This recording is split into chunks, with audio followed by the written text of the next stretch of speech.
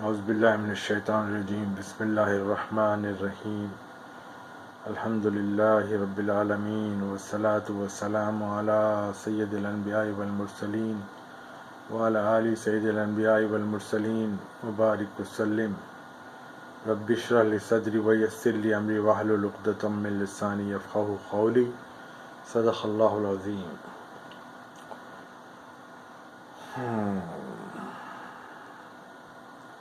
معزز سامعین، میں اس وقت یہ ویڈیو بنانے پہ مجبور ہوں کیونکہ جس قسم کے حالات آج پوری دنیا میں چل رہے ہیں، بالخصوص ہندوستان میں چل رہے ہیں،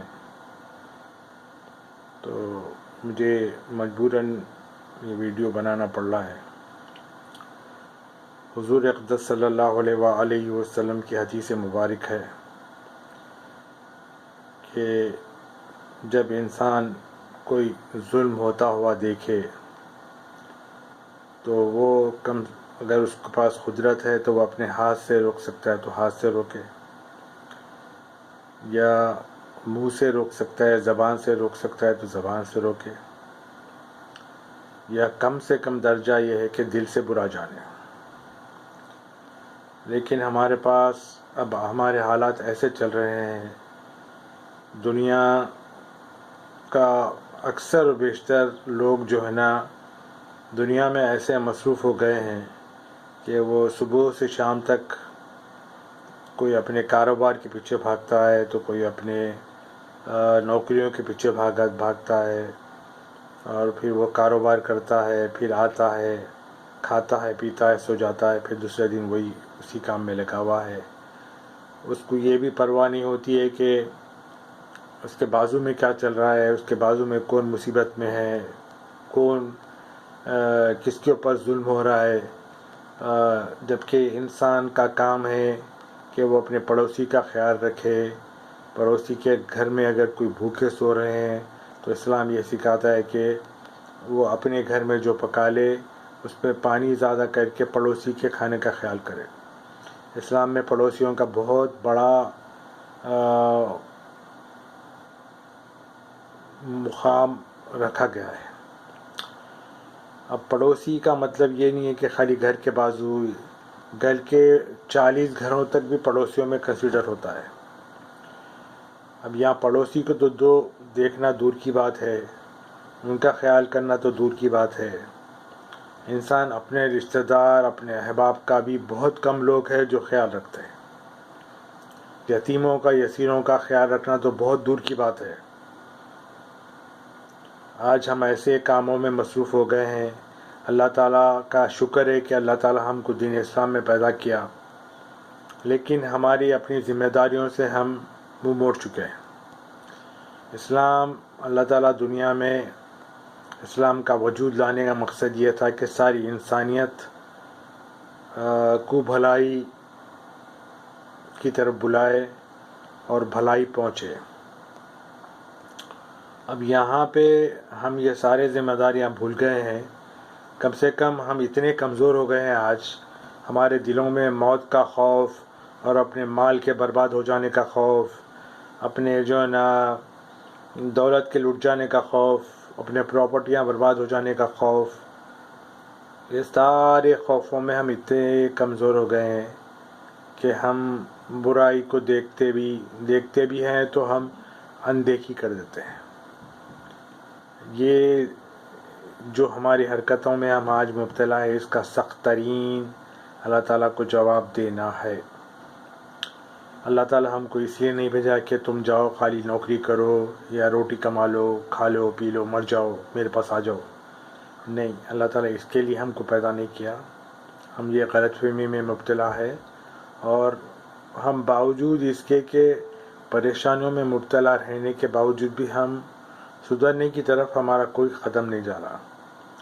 اب ریسنٹ واقعہ یہ ہے کہ کووڈ کی طرف سے کتنے لوگوں کی اموات ہو گئی، کتنے لوگوں کے کاروبار تباہ ہو گئے، کتنے لوگوں کے روزیاں چلے گئے، لیکن اس کے باوجود بھی ہمارے کو کوئی فرق نہیں پڑا۔ جو زندہ ہے، جو مر گئے وہ تو مر گئے، جو زندہ ہے وہ زندگی میں پھر وہی کاموں میں لگے ہوئے ہیں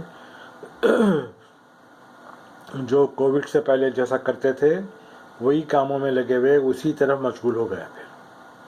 اگرچہ کہ دیکھو بھائی، یہ جو بھی مال ہم کماتے ہیں، یہ جو بھی ہم کرتے ہیں، یہ سب ہم کو یہی دنیا میں چھوڑ کے جانا ہے. چاہے وہ کووڈ کی طرف سے موت ہو جائے، ابھی کووڈ ٹلا نہیں ہے، لیکن پھر پلٹ کے آ سکتا ہے اور پھر ہم کو برباد کر سکتا ہے. دیکھو، یہ اللہ تعالیٰ کا ایک ہلکا پھلکا ہمارے لیے عطاب ہے، لیکن ہم اس سے بھی باز نہیں آئے تو پھر اور بھی بہت کچھ ہے اللہ کے پاس ہم کو برباد کرنے، ہم کو عذاب دینے. اگرچہ کہ وہ ارحم الراحمین ہے، سب سے زیادہ رحم کرنے والا ہے اور بہت وقت دیتا ہے. اس کے باوجود بھی اگر ہم نہیں سدھرتے ہیں تو ہمارا انجام تو برا ہوگا. اگر اب بھی ہم نہیں سدھر گئے تو ہمارا انجام بہت برا ہونے والا ہے. دیکھو بھائی، اللہ، اس کے رسول اور جہاد فی سبیل اللہ کی محبت کو ہم دبا کے دنیا کی محبت کو ہم غالب کر چکے ہیں. تو یہ ایسی چیزوں میں ہم پڑ گئے ہیں. تو اگر ہم دنیا کی محبت میں پڑے ہوئے رہے تو ہم کو اللہ تعالیٰ نے کہا ہے کہ ہم فاسق ہیں، اور اللہ تعالیٰ نے وعدہ کیا ہے کہ میں فاسقوں کو ہدایت نہیں دیتا. تو سمجھ جاؤ اس سے پہلے کہ فاسق کی موت مر جاؤ اور جہنم کا راستہ دیکھ لو. اور یہ جو مسلمانوں کے گھر میں پیدا ہونے کا فائدہ مت نہیں اٹھا کے ایسے چلے جانا اور فاسق کی موت مر جانا، یہ ہماری بدبختی ہوگی. اللہ کا کچھ بگڑنے والا نہیں ہے. اللہ تعالیٰ ہم کو راستہ بتا دیا. اگر ہم راستے سے غفلت میں رہ گئے اور سوتے رہ گئے، جیسا کہ ہم آج سو رہے ہیں، جاگو. اس سے پہلے کہ ہمارے اوپر اللہ تعالیٰ کی سخت وعید آ جائے، جاگو. میں یہ نہیں کہہ رہا ہوں کہ کاروبار مت کرو یا نوکری مت کرو، لیکن سب کرو، لیکن ہر چیز کے لیے وقت مختص کرو. اور دنیا میں جتنا رہنا ہے دنیا کے لیے اتنا کرو. آخرت میں جتنے دن رہنا ہے آخرت کے لیے اتنی محنت کرو. سب سے پہلے انسانیت کے لیے محنت کرو. جو لوگ مظلوم ہے ان کے لیے لڑ سکتے تو لڑو. منہ سے بول کے ان کے لیے کچھ منہ سے بول کے ان کا ظلم ختم کر سکتے تو کرو، یا دل سے تو برا جان کے کم سے کم مصلی پہ جا کے ظالموں کے لیے بدعا کرو. اب ظالم دیکھو، ظالم جو ہوتا ہے اس کا کوئی مذہب نہیں ہوتا ہے. لٹیرا جو ہوتا ہے اس کا کوئی مذہب نہیں ہوتا ہے.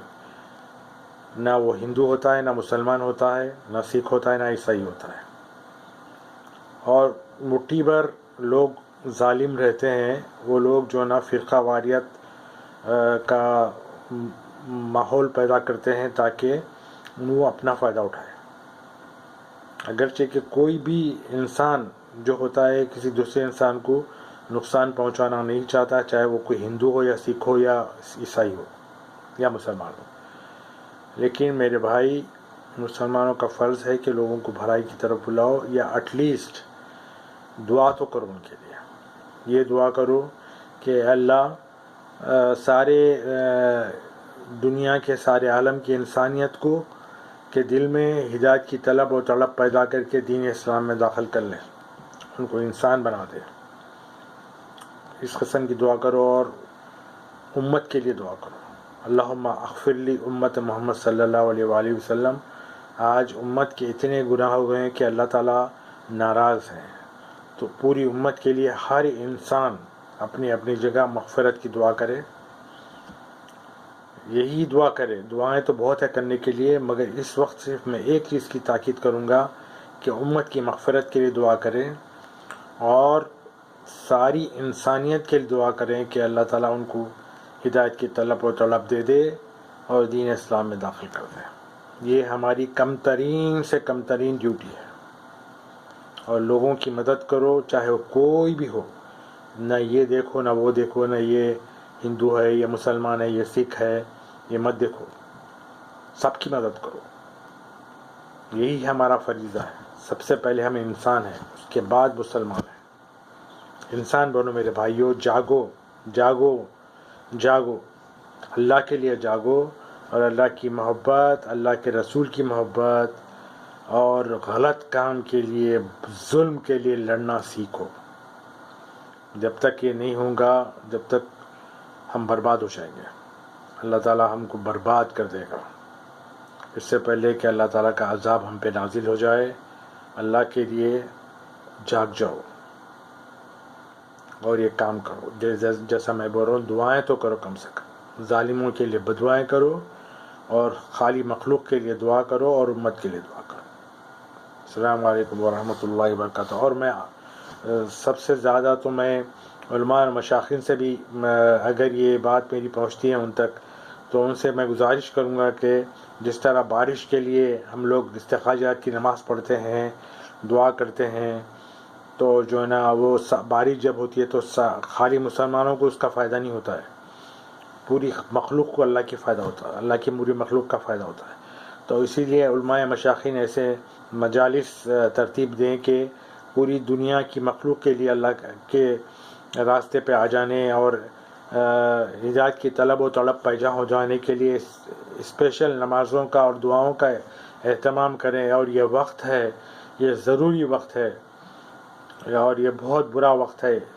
کم سے کم اس قسم کے چیزاں کر کے ہم اپنی ذمہ داریاں پوری کریں اور لوگوں کی مدد کریں اور مدد کی دعا کریں. السلام علیکم ورحمۃ اللہ وبرکاتہ.